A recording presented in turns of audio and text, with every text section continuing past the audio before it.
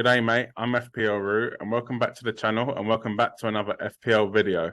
In today's video, we're going to be looking at the Game Week 26 wildcard. We've had some big news overnight. So Leicester did lose their FA Cup game to Blackburn. So that Leicester v Brentford game in Game Week 28 will go ahead. So that means Brentford players are looking very, very valuable at the moment as they double in 27. They don't blank in 28 and they double in 29. So the wild card will reflect that. But we'll start off with the goalkeeper. So for that reason, I have gone with Raya, who does have Fulham at home this week in Game Week 26. So really, really solid with that. Like I said, Brentford double in 27, have a game in 28 and double in 29. For the sub goalkeeper, I've gone for Danny Ward. So there is an option to go for Kepa and have a Leicester defender.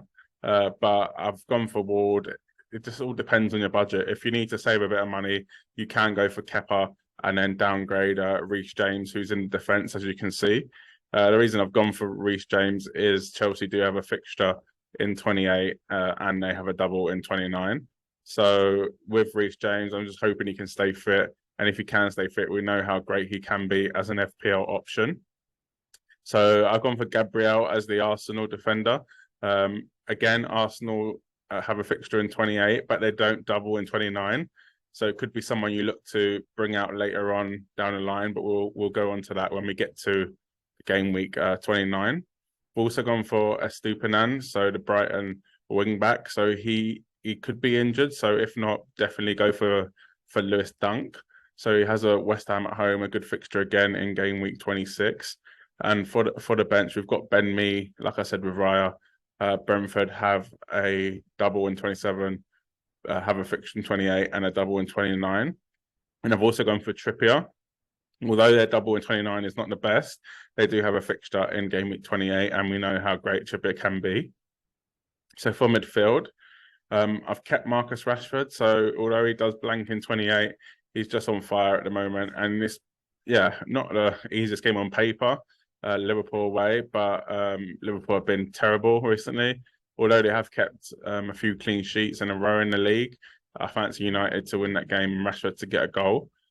Another player that doesn't double in Game Week 29, but he does have a fixture in Game Week 28. So Bukayo Saka with a good home fixture against Brentford, Bournemouth. So hopefully Saka can deliver. Another player which is haven't seen a lot of wild cards is James Maddison. So as Brentford and Leicester, they do play in Game Week 28 and Leicester have a really good double in 29 and they have this great fixture against Southampton away in 26. Maddison is a good shout. If he is fit, we'll have to wait for more information from Brendan Rodgers about that. If not, you could drop him down to Almiron. But for me, I really like a Leicester midfielder.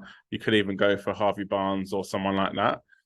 For Brighton, like I said, again, double 27, double 29, but they do blank in 28. I got Matoma, and I've also got Solly March on the bench. I do fancy the double Brighton midfield for them fixtures. You could go for McAllister, who has been playing a number 10 role recently, and he is on penalties, but I just prefer Solly March and Matoma.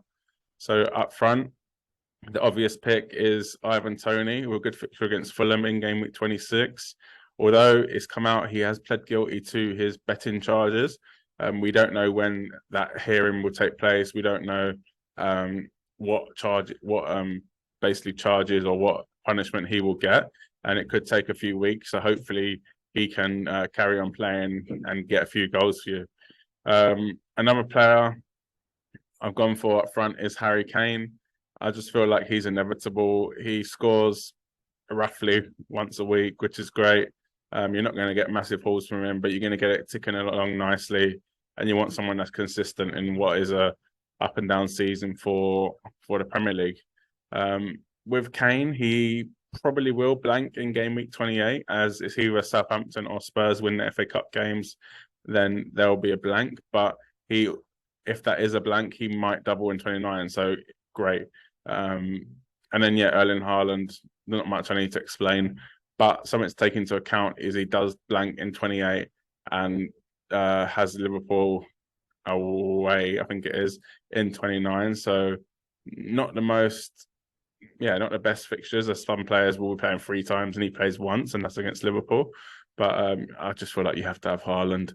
But now is probably the most important bit. We'll go through the next couple of weeks and see how the team lines up and what chances you should be making if you do decide to wildcard. So this is how the wildcard team will look in game week 27. So really, really strong on them Brighton and Brentford players. In goal, we've got Raya with a double, Estupinan, Ben Mee, both with doubles, Trippier with Wolves at home. You could play Reece James and Leicester away, but we'll see probably closer to the deadline of that week who's the better option.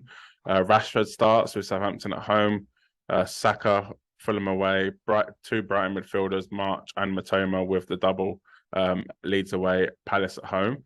And then up front will probably be the captain is Ivan Toney with Everton away, Southampton away, and then Harry Kane, Forest at home, Haaland with Palace away.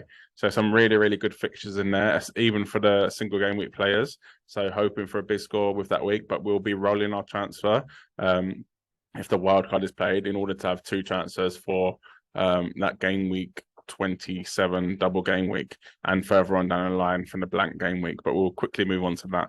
For game week 28, with 1 transfer, we do have 2, so we could use it on someone else. We do have a good lineup. So Raya, James, Ben Mee, Trippier, Gabriel, Saka, likely to be captain, Maddison, and Ivan Toney. And to get an extra player, I have looked at doing Haaland to Watkins. So Watkins does have Bournemouth at home and Haaland does blank.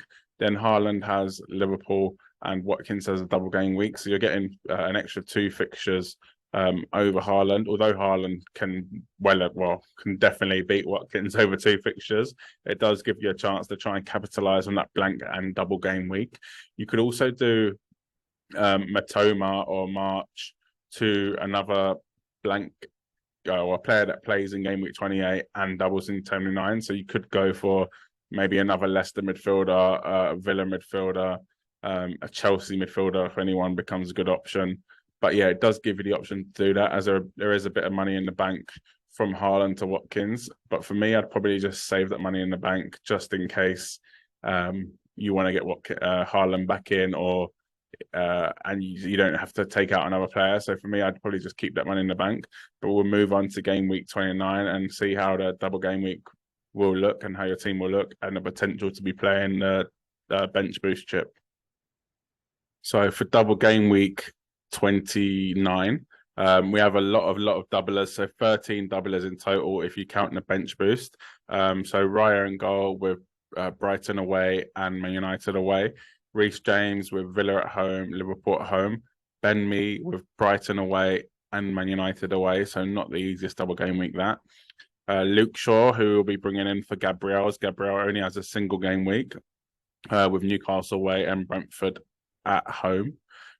Estupinan with Brentford at home and Bournemouth away, a really, really good double game week.